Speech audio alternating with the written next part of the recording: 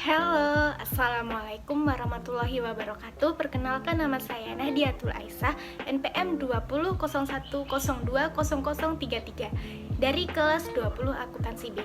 Di sini saya akan menjelaskan tentang kelebihan dan potensi yang dimiliki diri sendiri serta cara berwirausaha pada diri kita.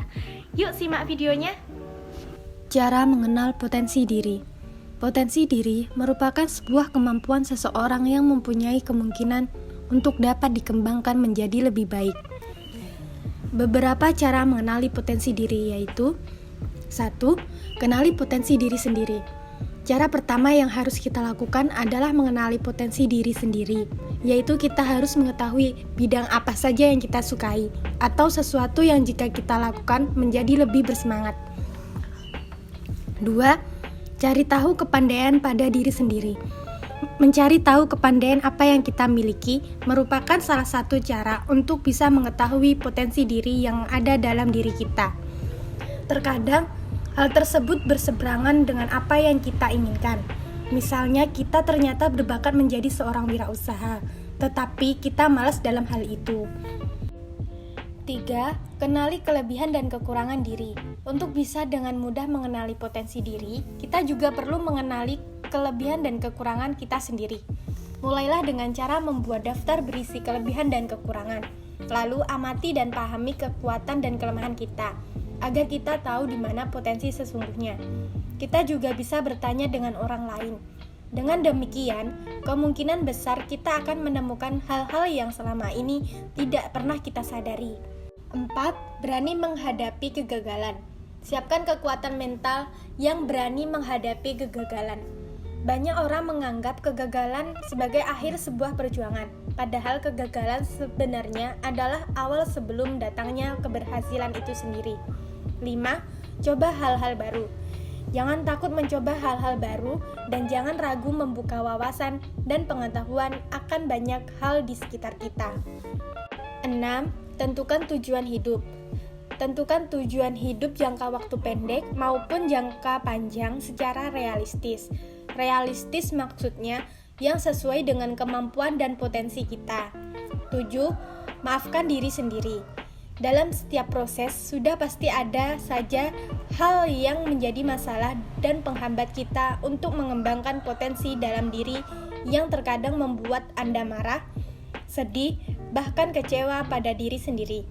Namun, hal yang paling penting adalah kita bisa memaklumi semua itu dan menerima serta memaafkan diri untuk menjadi lebih baik. 8. Perluas wawasan. Pada era digital ini, mendapatkan informasi tentu sangat mudah karena adanya internet. Manfaatkan kemudahan itu dan jangan ragu mengembangkan potensi diri semaksimal mungkin untuk meraih impian. Nah, bagaimana teman-teman? Apakah kalian sudah paham tentang kelebihan dan potensi yang dimiliki pada diri kita masing-masing? Lalu, selanjutnya kita akan membahas materi tentang cara berwirausaha. Yuk, simak lagi videonya. Selanjutnya, kita akan membahas tentang wirausaha. Apa itu wirausaha? Wirausaha adalah sebuah kegiatan usaha atau bisnis mandiri dengan kondisi seluruh sumber daya dan upaya dibebankan kepada pelaku usaha atau wirausahawan dalam mengenali produk baru, menentukan konsep dan prosedur produksi, menyusun strategi hingga memasarkan serta mengatur permodalannya. Tujuan adanya kegiatan ini adalah untuk menghasilkan sesuatu yang bernilai lebih tinggi dibandingkan saat sebelum diolah. Orang yang menjalankan kegiatan wirausaha disebut dengan wirausahawan.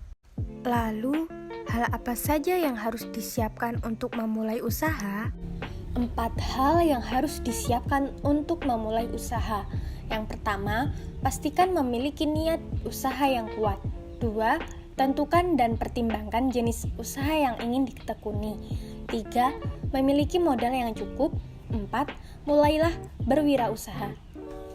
Dan apa yang harus diperhatikan saat memulai bisnis? 4 hal penting sebelum memulai bisnis. 1. Melakukan riset bisnis terlebih dahulu.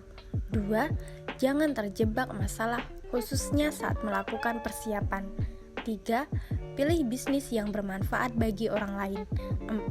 Pintar dan cermat mengolah modal yang kamu miliki. Lalu, apa bisnis yang cocok untuk pemula? Bisnis yang cocok untuk pemula adalah bisnis yang bidangnya dipahami dan disukai oleh pemula tersebut. Bisnis tersebut bisa berupa franchise atau bisnis yang mulai sendiri dari nol. Tapi, penting untuk memilih bidang yang pas sesuai ketertarikan. Jadi, pilihlah bisnis yang memang kamu pahami dan atau kamu sukai. Perjuangan untuk memulai, mempertahankan, dan membesarkan bisnis butuh energi yang besar dan tidak sebentar. Kalau sejak awal bisnisnya tidak kamu sukai atau pahami, ada resiko sulit mempertahankannya bila suatu saat nanti menemui masalah. Oke teman-teman, pembahasan kali ini sudah selesai. Semoga teman-teman sekalian dapat memahami materi yang saya jelaskan tadi. Saya Nadia meminta maaf jika ada kekurangan dan kesalahan dalam video. Wassalamualaikum warahmatullahi wabarakatuh. Terima kasih.